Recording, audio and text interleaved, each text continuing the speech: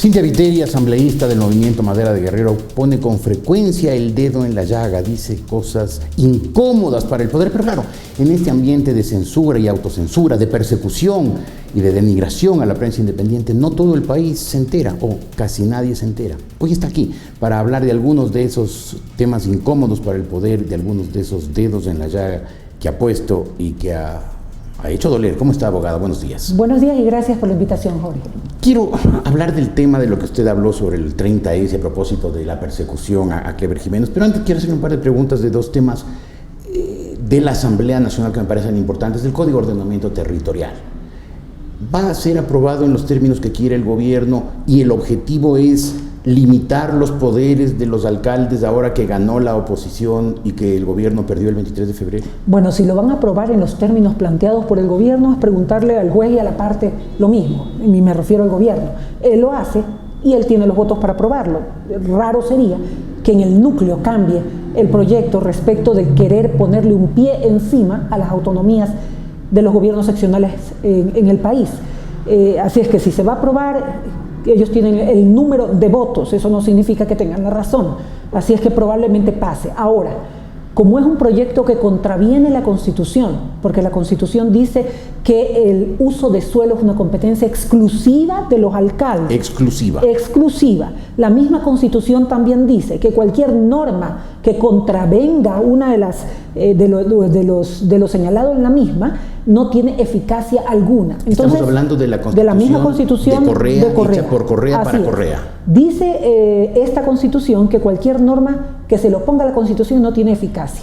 Esta norma, de aprobarse como está, se le opone a la Constitución. Entonces Guayaquil, a través de su alcalde, Jaime Nebot, ha dicho que no la va a acatar cumpliendo con lo que dice la Constitución.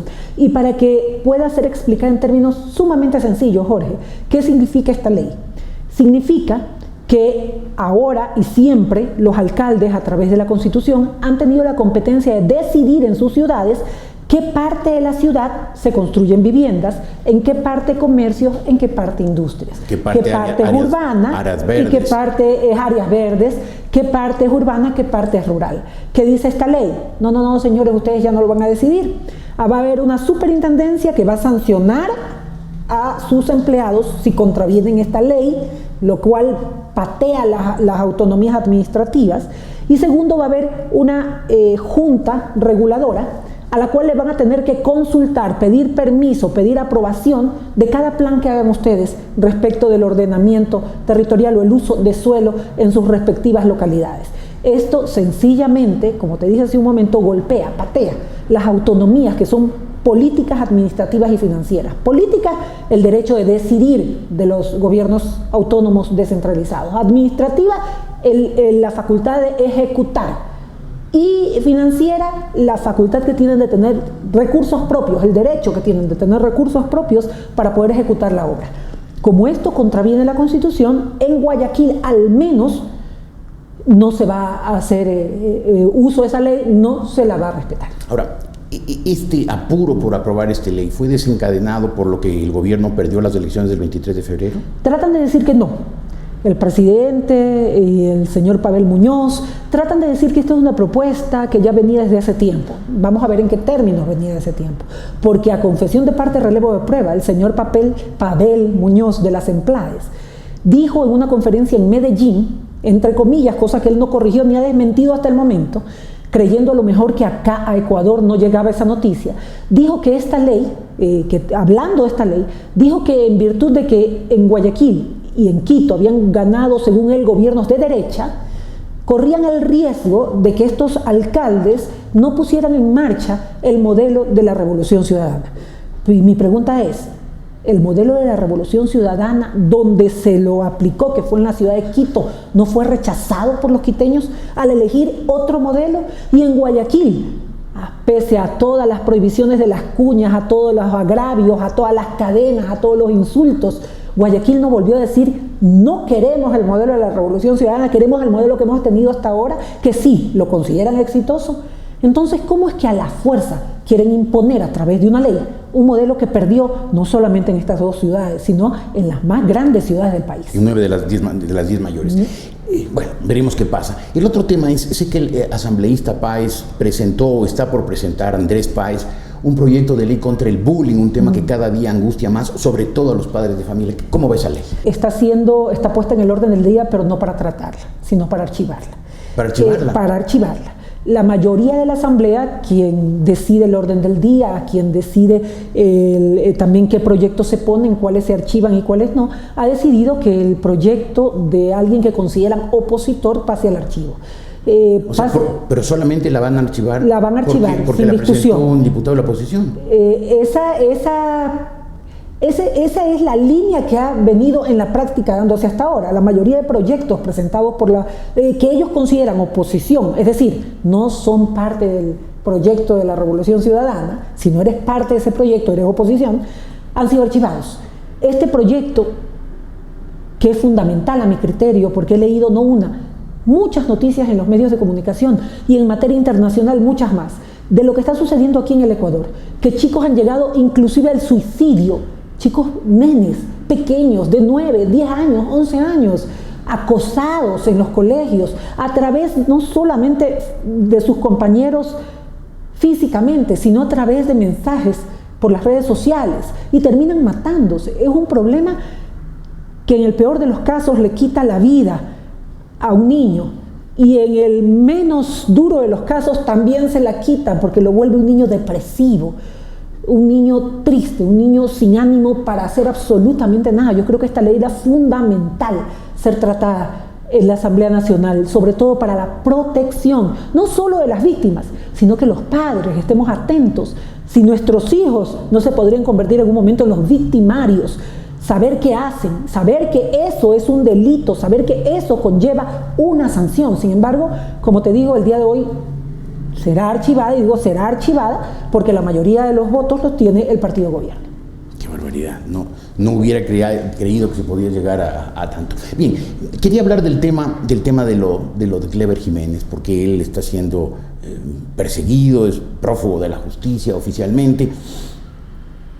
¿Quién dio? Porque esa era la discusión básica por la cual Clever Jiménez ha sufrido esta persecución. ¿Quién dio la orden del operativo del 30 de septiembre? Bueno, yo decía en varias intervenciones, no una, varias que he tenido en el Pleno Nacional respecto al tema del 30 de septiembre, que era la primera vez que veía a un secuestrado entrar a patadas a su lugar de cautiverio, y que era la primera vez que veía al secuestrado ser visitado por todos los ministros, en este caso siendo el presidente, al lugar de cautiverio, entrar y salir, llevarle ropa o lo que necesitara.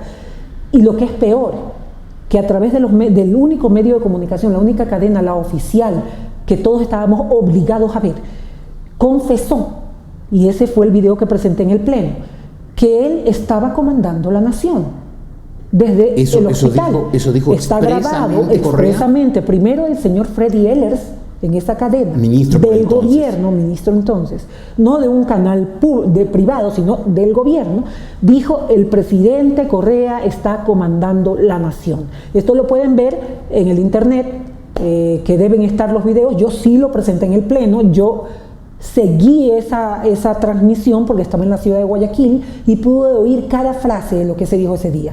Y esa me llamó mucho la atención. El señor Freddy Ehlers dijo: el presidente en este momento está comandando la nación. Esto era cuando estaba en el hospital. Y acto seguido, el presidente, entrevistado por la misma cadena, dijo: tiene razón Freddy Ehlers, yo estoy comandando la nación. Eso dijo Correa. Está grabado y está en el video que lamentablemente... O sea, cuando supuestamente estaba secuestrado, dijo eso. Estoy comandando la nación. Ajá. Desde aquí estoy tomando todas las precauciones, las medidas, las órdenes que se deben tomar en este momento. Y es más, dijo algo más que causó mucha sorpresa, tal vez para los que le pusieron atención, pero que quedaron a oídos sordos para los jueces que sentenciaron a Clever Jiménez respecto de este tema. El presidente acto seguido dijo: y quiero que oigan una cosa, palabras más, palabras menos, está la grabación, ya tengo listo el operativo de mi rescate. No he querido dar la orden porque pueden haber muertos. En esta declaración del presidente le está diciendo, número uno, que está comandando la nación. Así es que es muy difícil que un secuestrado pueda comandar el país desde su lugar de cautiverio. Y número dos, está admitiendo que él tiene organizado el operativo. Y está diciendo que solo le falta dar la orden y que hasta ese momento no la había dado porque él ya sabía que iban a haber muertos. Si esta declaración la dio el mismo presidente de la República, entonces, ¿dónde está en esta parte específica la injuria del señor asambleísta Jiménez? En esta parte específica. De ahí hubo otro tipo de declaraciones, pero ni esta se salvó. Esta también fue parte de lo que fue considerado injuria. Ojalá que este video siga estando en YouTube y le pido al público que lo busque. Yo no sé si estará en YouTube. Yo lo tengo, yo grabé todo el día lo que salió y yo lo he presentado 2 veces en el Pleno de la Asamblea Nacional. Yo lo tengo también. Ajá, entonces debe estar subido por mi intervención en el YouTube. Exacto, yo lo tengo de su intervención en la Asamblea Nacional. Y no lo reproduzco simplemente porque, como ahora sabemos que hay una empresa española que dice que trabaja con el gobierno, que dice tener todos los derechos, puede dar el pretexto para que el supercensor intente alguna medida para silenciar. Si usted no sale en hilo dental, no creo que lo vayan a silenciar. Pero el público puede buscarlo en YouTube. Entonces, usted dice, si es que Correa reconoce que estaba comandando la nación, no estaba secuestrado, y reconoce además que él tenía listo, iba a dar la orden de ese operativo en el que hubo muertos, no hay por qué, eso es lo que dice usted, no hay por qué sancionar a Jiménez. Esta parte, repito, porque tendré que leer todo el proceso para saber, sé que hay otro tipo de acusaciones de Jiménez, pero en esta parte no fue excluida de la acusación de injuria, no fue excluida, fue todo lo que dijo Jiménez se lo catalogó como injurias. Y más que eso, a mí me preocupa sí mucho que esto sea una medida, como un estate quieto, como una advertencia para el resto de las personas. Y lo dije, creo que cuando se cumplió un año, el 30S también en el Pleno, una advertencia, porque en este caso ahí estaba el tema del universo y la demanda en contra del universo por un tema relacionado con el 30S, que sea para silenciar cualquier posibilidad de investigación de lo que pasó ese día.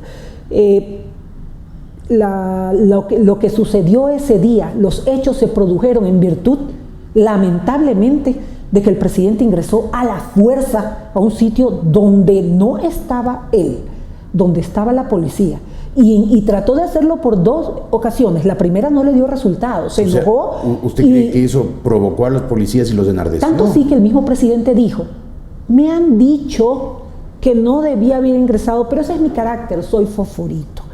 Lo recuerdo tanto porque también fue parte del discurso que di al año del aniversario del 30S, que señalé, bueno, el carácter suyo o mío pueden conducir a nuestras familias tal vez al desastre, pero el carácter del presidente de la República puede conducir a un país al desastre. Y lo que sucedió ese día, jamás el presidente debe exculparse de todo lo que ocasionó su proceder violento, irracional, el día del 30S. Después hablaron de golpe de Estado. Después el vicepresidente en funciones en ese entonces dijo que le habían propuesto la presidencia. Yo también presenté un proyecto de resolución casi inmediatamente en el Pleno, que el vicepresidente de la República en ese entonces dijera quién le había propuesto asumir la presidencia, porque esa persona era la golpista. Y si no lo decía, y entonces dijo que no, a alguien.